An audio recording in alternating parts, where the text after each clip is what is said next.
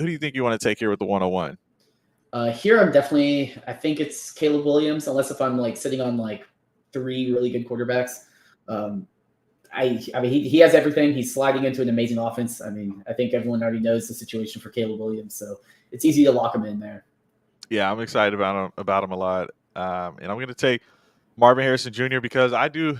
Well, first of all, I like watching him, but at the same time, a lot of the narrative I buy into a lot of times, and I get really too excited sometimes. So I have to check myself. But when I hear son of a Hall of Famer and who I've seen in the past, and it's just like I would love to be have him on my team if everything goes right.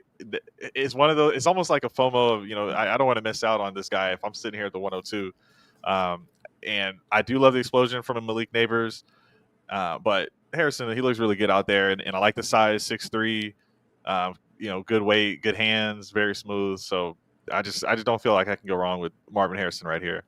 Yeah, no, I mean, I think that's the first 2 picks are kind of chalk, and I think too with Marvin Harrison, I think he'll land like in like an Arizona situation. Like he'll probably land somewhere that's like I don't think he'll end up in New England where there's no QB. That might impact his value, but I think people are hoping he'll land in a good situation with a big quarterback. So yeah, I agree with that.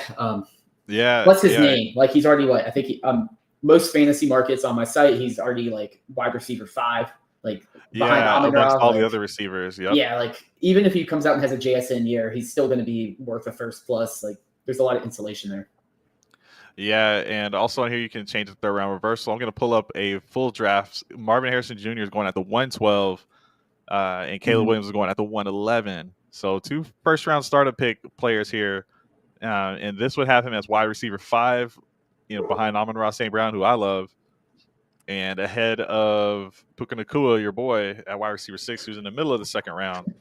So he's got to do better than Puka, who had well, first off, for Dynasty value, he doesn't have to have a Puka season. That's not how Dynasty value works. But when you're drafting him ahead, you're basically saying he needs to produce year 1 for me to be a competing roster. Otherwise, maybe you're not competing. I'm not too sure. We don't have to make that assessment. But point is, you're still getting a really good player in this top tier of players on the back end of that draft. And the question I had, the reason I brought this up is because you can see on both pages the value that they currently are at 7,600. I've been wondering, because last year, I'm in the same spot, and you draft a player, and then almost as soon as they go from a pick, the 112 or let's say it's the 102, I feel like the 102 value is listed as less than Marvin Harrison Jr. or sometimes it's higher because of just the value of not having the player already picked. You know what I mean? Like the Caleb Williams 101, I believe 101 is worth more than Caleb Williams himself because people get to choose who they want. Yeah, is that right? Yeah. On my site, I don't scrape the individual values. So I use just early. Like I'm like, it's an early pick. Early, so, okay, got it. So that you might be seeing that a little bit. I think that's something I'll eventually get to, but kind of fudging some numbers and making sure it's great, man. Players. It's just like I can tell sometimes those Ricky picks. I think when I'm looking at my power rankings, my team's probably a little more valuable if it's 101 or whatever it might be once it becomes that actual player. But still, Caleb Williams can get hurt before the draft, right? But the pick can't, type of thing. Yeah. Okay. So at the 103, who do you got? This one's tough for me, but I think I'm going Malik Neighbors. This is kind of like the next tier. I see it's kind of like a tier of 4 or 5, depending on how big the tight end premium is. But I'm just going to take Malik Neighbors. I think he's pretty much safe in terms of if he comes out and has like a JSN year, you're going to still be able to get a first for him.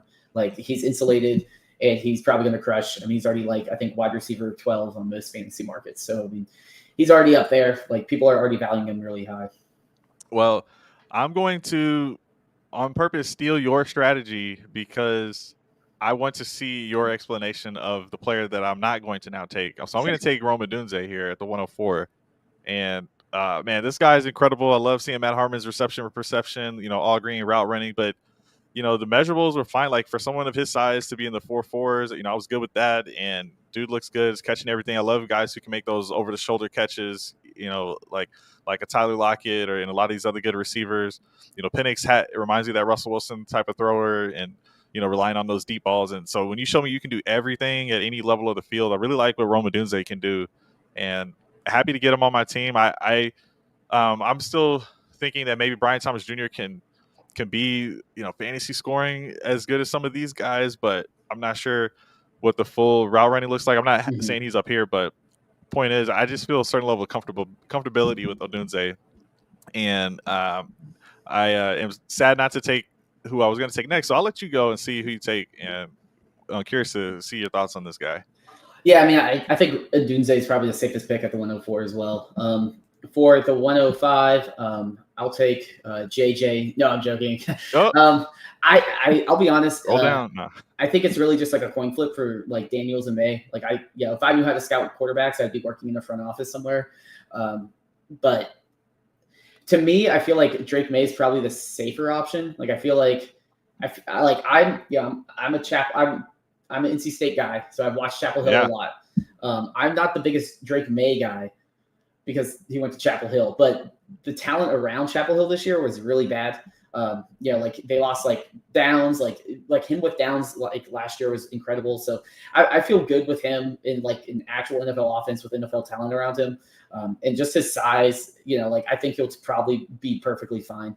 And to me, I do think Daniels has a little bit more of a rushing upside, but like also I'm worried about some of the hits he takes, and I read tweets about things. I'm not an expert at that, but like I said, it's a coin flip. It's like an Anthony Richardson, CJ Stroud, where it's like one of them. Who do you want? Like who do you want? Yeah, and these are not your tiers, obviously, but the community views this within a tier.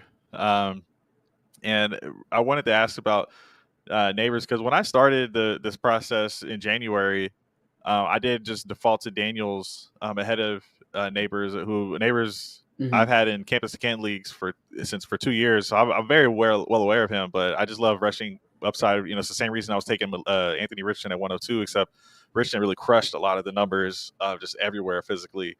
So it's a little bit different, but still got the Heisman with Daniels. So, but your whole point is Daniels had a lot to work with, whereas Drake May really showed that he can thrive in a situation with not much, and he could be in a situation with not much. Maybe it's New England, but he could potentially still be successful in that situation. And he can run still a little bit, so don't discredit him there. And at least here in the offseason, you'd be able to swap those two players, I bet, if you wanted to, for almost laterally type of move if you wanted to change your mind. But not what we're doing here. And I'm going to take Jaden Daniels just based on that rushing side, like I said. So not too much to add. Don't want him to get those hits like you mentioned.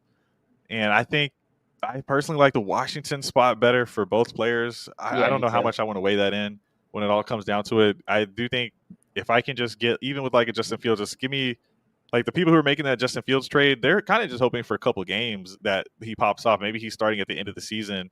If I only get one season of Jaden Daniels and maybe he flames out, doesn't make it, or maybe he just doesn't make it through the next contract, you might still get enough fantasy production that'll make it plenty worth it. And at the 106, getting a quarterback with that kind of upside, I'm definitely taking it. Yeah, I mean, this is if this was a real draft and the first 4 picks were like that, I'm going to the 106 and saying, like, I'll trade back for it. Just give me anything, and I'll trade back. Like you throw the dart, and then I'll just take whoever you don't want. Because I see both of them. They both have high ceilings if they work out. So in a lot of these drafts, I had been having like a mock draft from the NFL. So this is still just based on projected talent, or even just what we've been hearing. Because a lot of times, NFL is posting mock drafts like themselves, and a lot of experts there. So you can take some of that with a grain of salt, but still. We don't need to know the real landing spots. And, we have been talking about maybe Rome Odunze is at the 1-7. Well, he's not here in this draft. And a lot of times McCarthy in the mocks is much higher. But without that mock boosting him up, would you take Bowers here, or would you take J.J. McCarthy with this only a little small half-point addition for the tight end premium? Nothing crazy. But which way are you going here? Here I would probably not go tight end. It would have to be a full point for me to consider it. If it's a full point or like 0.75, then I'd be like, okay, I'll take a risk on that. But I just feel like, like a Thomas or even a McCarthy is a safer option. Because I can always go out and buy an Evan Ingram for like a random second. He's going to get 100 targets, and produce. And you only have to start one tight end. Whereas like a lot of you always have to start multiple wide receivers. You always have to start multiple quarterbacks now, but only one tight end in most leagues. Like there's no reason to really invest in a tight end with high first round draft capital, in my opinion, unless if you have really juice scoring or 2 tight ends. So I'd probably go if JJ McCarthy gets like top 15 is a top 15 pick. I'm just taking him just because you got draft capital. He's in a situation like, someone's going to believe in him. But if he falls to like the second round, like Will Levis, and I'm going a Brian Thomas here. But assuming a top 15, I'll take JJ. We can lock that in. All right, final answer. I know I really tried my best to lead this one. You don't have to take either of those guys. You can go Brian Thomas here. No, I'll take JJ. Right. I mean, if you hit on the quarterback, it pays back $1 million. Yeah, I'll go Brock Bowers here. I do get excited about the tight end, but I'm still almost just excited about Kyle Pitts, but the production is not there. And if you're just being a realist, like just watch Pitts on TV if you want to get excited about Pitts. But for your fantasy lineups, it was that time spent. That was a team that was still trying to figure out what they were. Mm-hmm. So that was the situation. That was obvious the whole time. Bowers, we still don't know the landing spot, so that could significantly change, especially if he goes further down the board to a team that needs him more. So I'm hoping he can fall much further than Kyle Pitts, who went at 104 in real life. To a team that's much better, maybe in the teens. He can go to a team that's more established and get a good opportunity to get some production year one. So for the 109. I'm gonna go ahead and lock in Brian Thomas for you. How you feel about that? Yeah, I mean, that's definitely the last one before it just becomes this massive tier for like the next 10 picks, basically. So you don't agree with the consensus from Keep Trade Code, which again is not based on drafts that have happened. It's just clicking between 3 different options of who you like more. So this is someone who's spoken about as a first rounder, and Worthy is just kind of based on the speed that he's a first rounder. Yeah, same with some of these other guys, but Thomas just has a really physical body and size speed combo. So I like that pick too.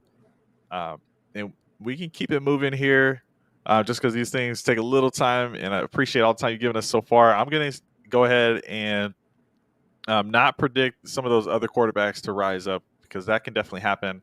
I'll go with Adonai Mitchell, one of my guys from Texas. The profile. Not a lot of production, unfortunately.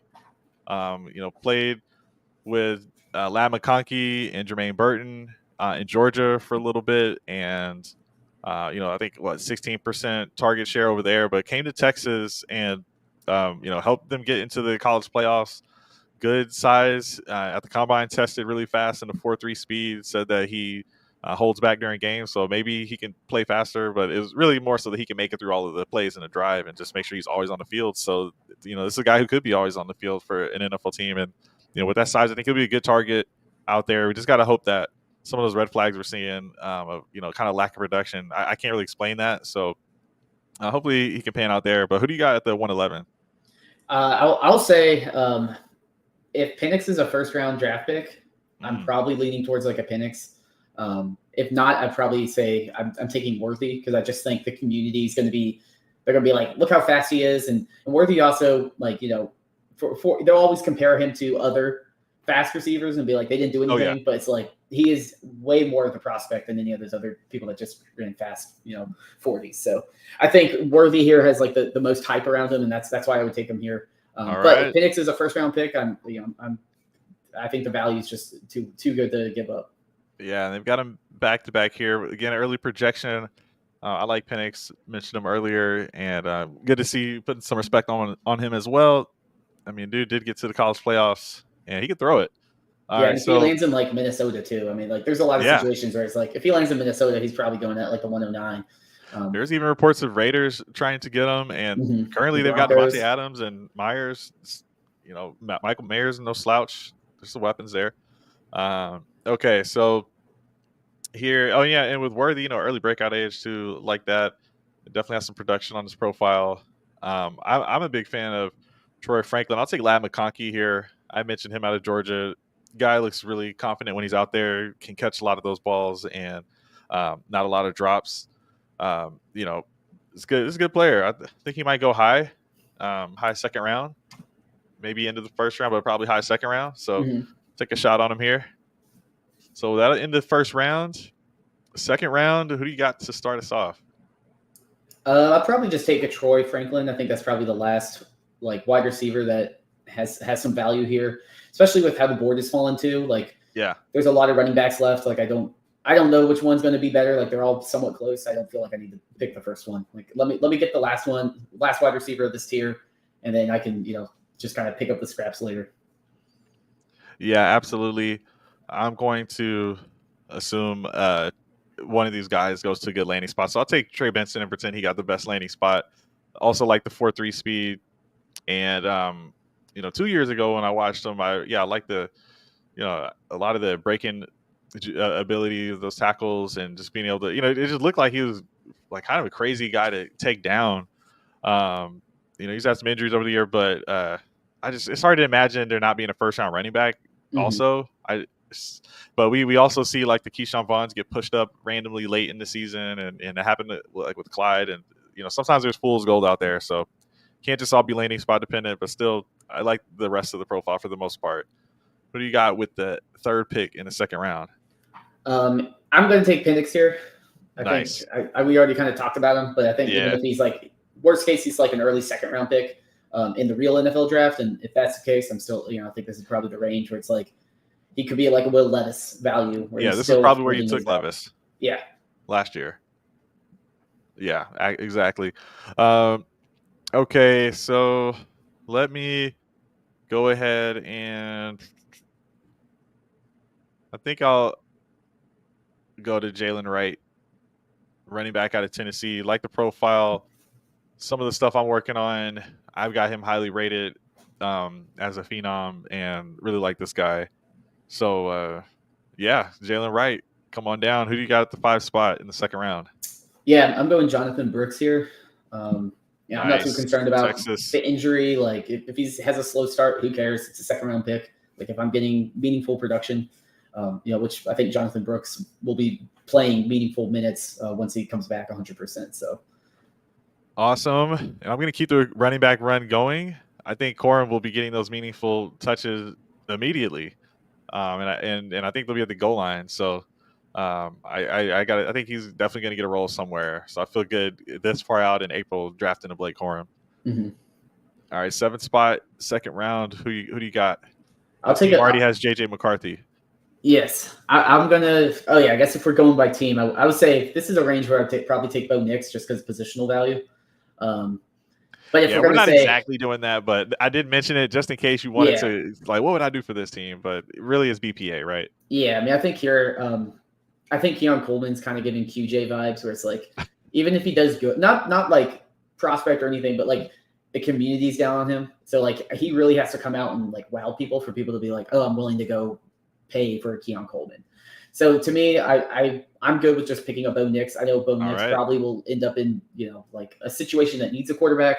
We'll play some minutes, and I can trade him or sell once if he has like one good game. There's 4 touchdowns to DeAndre Hopkins or whatever. I like it. You can definitely sell him for a little bit more. Like Will Levis, I haven't tried to sell because I don't feel confident people want to buy him, but you can probably at least get back what you paid. I would think. It's hard to lose value in this spot for the quarterbacks until they really fall on their face. Mm-hmm. If he becomes a starter, that's good. Like what Levis has done is well worth the pick that you paid on him. And for me, I will go with Roman Wilson. And another Michigan guy I like that I think can produce as little PPR guy for me. And I think we're gonna have a little bit of a receiver run here. So who do you got next? Yeah, I'll take a Keon Coleman here. I mean a late second at this point, like pretty much is a flyer. And someone like Coleman does, like if he does hit, he does have like a wide receiver 1 upside. So I feel good saying, okay, like might as well take a shot on someone that has a higher ceiling. Nice. So far you're crushing me because I've drafted 2 players in this later tier, and all your players are much higher. So you're winning the draft right now.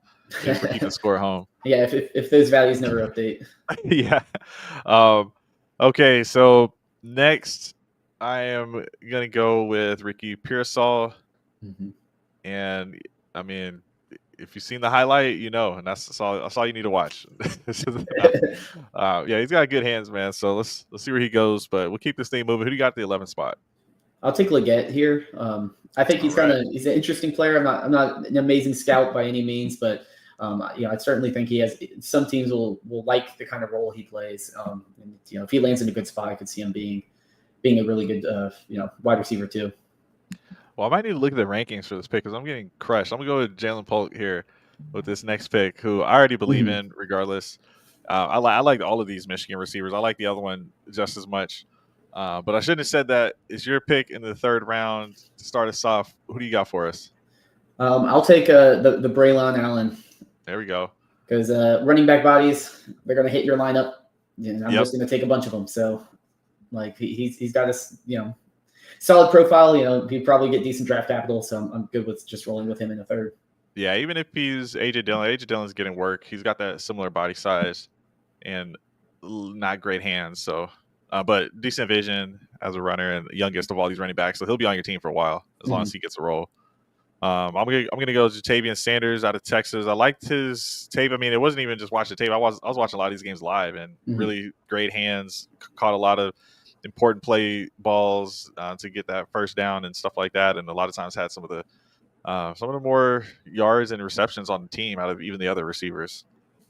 Just a mid combine. So we'll just see if talent wins out there. Who do you got here as a 3-3? I'm going to take a Spencer Rattler. Nice. Come on this down. Guy's got an arm. He's got an arm, and I think he'll find a place. He'll get a shot in the NFL somewhere. And in the third round, that's what I want. I want him to come in, play 3 weeks, do all right, and then someone's like, "Yeah, I'll give you a late second for him. Like, I need a quarterback." I like it. And this is sometimes where I get kind of tricked up. Like, I like Marshawn Lloyd a lot, enough to take him. I like what he can do when he does get past the ball, but they just didn't use him a ton. Caleb Williams' style is more just throw it deep. But he caught the ball really well when he did get it thrown his way. But there's still just so many receivers here. It's just so tough in this third round to not even have drafted one at this point. So who do you got here at 3-5? Yeah, I'll take probably Estime. Yeah, I think number 2 in PFF rush grade in this past class behind Blake Corum. Yeah, he's getting a lot of hype, and if a player has hype, all he needs is a couple good weeks, and then there's a market for him. So yeah, he was. They were talking about him on the Chris Sims show today, and I think Chris Sims got him in like the top 5. And those rankings are a little wild, but that's like big media type of thing. So that type of stuff can help just in inception in the minds of the draft teams out there. Okay, so good pick. I'm going to go. I think I'm going Jalen McMillan here, Washington wide receiver. Thought he was really good in his non-injured season, which was not this past season. Yeah, man, I liked all of those Washington wide receivers. Think this guy's pretty good. Maybe, probably will not be a wide receiver 1, but it could be a good flex for you. Mm-hmm. I'll take a Bucky Irving here. I think it's a good value. Running back, someone's got to run the ball. So, yeah, and as we mentioned when we were looking at Dynasty Daddy's rosters earlier, his strategy is take those later running backs. You're just, especially in the 4th round, if there's some good ones left. Because a lot of times, depending on if it's start 9 or start 10, it's hard to get some of these other receivers in your lineup. At a certain point, it gets harder to trade them too. Whereas with these running backs, you can see if they're going to get usage immediately, and you can drop them or try to trade them while people still are high on them and get that roster space back and maybe get someone with a little more upside. So I definitely like that strategy, getting one of these guys, and one could hit right now. We don't even know where these guys are getting drafted. I'm going to take Malachi Corley here, the Yak King, to see what he can do at the NFL level, see if that translates. Who do you got at the 3-9? I'm someone that's watched a lot of ACC football, and I know Will Shipley can certainly play. So I'm going to take him at this range. I think he can definitely get a solid role and crush my dreams like he did in the ACC. Yeah, he was one of the best people on that Clemson team. Clemson's taking a little bit of a step back recently. We'll see how they do this next year. Okay, I like Ray Davis, but man, I'm gonna go Javon Baker. I think that guy's got some good talent. So It's I feel like you're gonna go running back here. Who do you got? I'm going to change it up. I'm going Luke McCaffrey. Ooh, Give nice. me the name. Yeah. That's what all I need is the name. If he does anything, people are gonna Yes, be on him. exactly. People will be like, "Oh my gosh, Christian McCaffrey's a wide receiver." It's almost how I feel about Brenden Rice. I don't Yeah. feel as great. I do like the height from Brenden Rice. And he did have a good Senior Bowl. Separations maybe not working in NFL though. I'm gonna take Ray Davis to end the third round. I think he could be another good goal line back. How I feel about Blake Corum. Little compact size. So who do you got here to start us in the fourth and final round? I'm going to take Rice. Nice. For the exact same logic of. All right, going if I'm back playing, to back with the Dynasty, name. yeah, it's like I need the name. All right.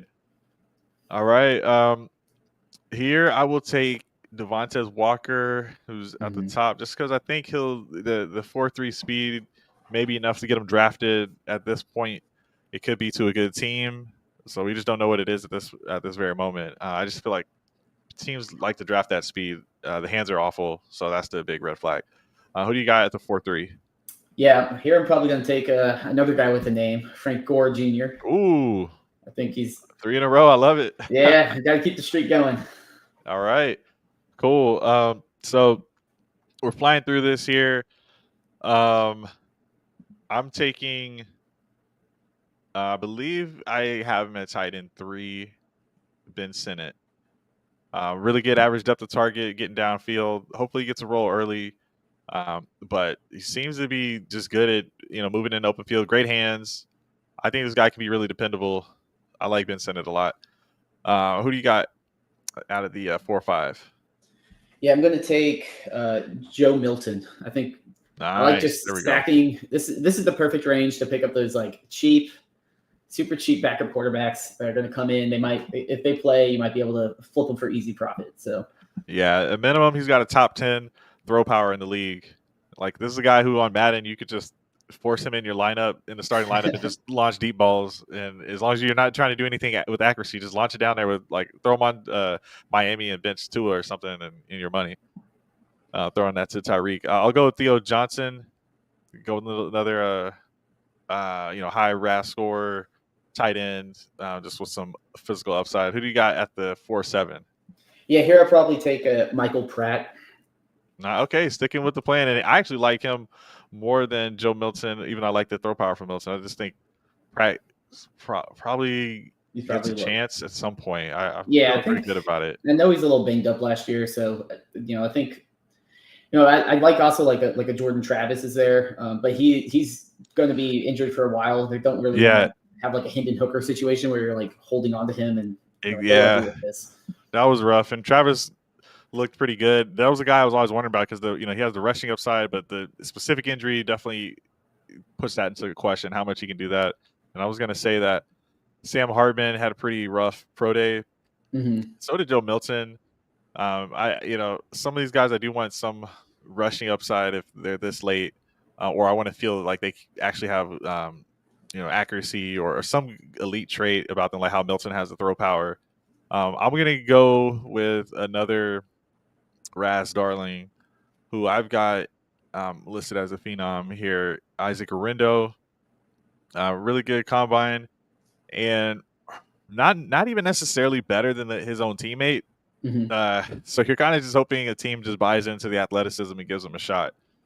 So this is more of a gamble, but just a little running back that might get a shot down the line and has some size and explosiveness.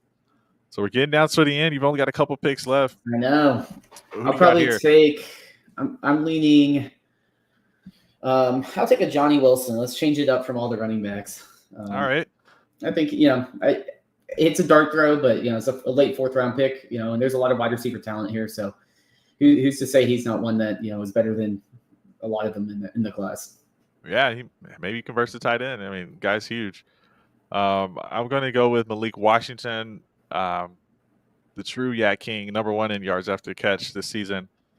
Really like him. I did a sleepers video on him, number of videos on him, but I think second most receiving yards this past season. Was out of Virginia, different situation than neighbors, but I like both the Maliks in this class. So who do you got at the 4-11? This one is hard. I feel like positional value gives me, like, if I'm on the real clock, I'm probably just taking Jordan Travis and seeing if anyone gives me, if there's any good headlines, he's throwing again. Then it's like, okay, cool. Someone is going to be like, it's worth a dart throw. So I think a late fourth, like, none of these players are going to really realistically hit. And I think quarterback in this range is just the easiest. All right, Jordan Travis then. I like it. There is some upside there. People love this guy. It was leading an undefeated team until he went down late in the season. So I like the thinking, because as much as I might like any of these players in the fourth round, it's still a scenario where I probably had a team that was okay that can almost never start any of these guys. So then it becomes, what can I use with that piece? Can I add it with something to trade up or consolidate into a more productive player that I feel confident putting in my lineup week in and week out? And it might be harder with some of those fringe wide receivers when everyone else is also in that situation when there might be deep at receiver. So when those running backs hit, people want those. When the quarterbacks hit, people definitely want those. And these are some good moonshots there. And final pick of the draft, definitely a ton of different players I could go with. I would say I like it, Jermaine Burton here. Kamani Vidal. I almost like Dylan Law better just for the pass catching ability. It's just more that small school in New Hampshire. So I have a lot of drafts that are 5 rounds. I am in some that are 4 rounds. I think I'm in 2 leagues or 4 rounds. Are yours generally 5 or 4 rounds for rookie mock or for rookie drafts? Most are 4 rounds. I'm in my IDP leagues are typically like an extra round. Yeah. Okay. Yeah. So a lot of these other guys will go to the waivers and you can spin there. So, sometimes it makes sense to just get a little waiver dollars added into any trade you're doing just to see if someone does hit in the offseason. Typically, we always have one player that always pops off that we always end up winning off the waivers. A lot of times it's running back. I can think of like an Elijah Mitchell or a Phillip Lindsay, a James Robinson. Those, I think, even like a Kyron Williams, I think, was dropped back to the waivers this season. So it happens a lot. Mitchell last year was available in a lot of leagues. There you go. And what was it? Chris Rodriguez had a couple good weeks last year too. Yeah, this past season in the offseason, Keaton Mitchell and Dontavian Wicks were some like waiver wire guys that I just took them and I was like, it seems like the story's there and it all lined up. So I am struggling with this pick. I believe Jermaine Burton's the best pick. I'm gonna take him. He's got off the field issues, so that significantly will affect what happens with him. But wide receiver 1 for Alabama for a couple seasons, play with Georgia. All the pedigree's kind of there. Just can he stay on the field?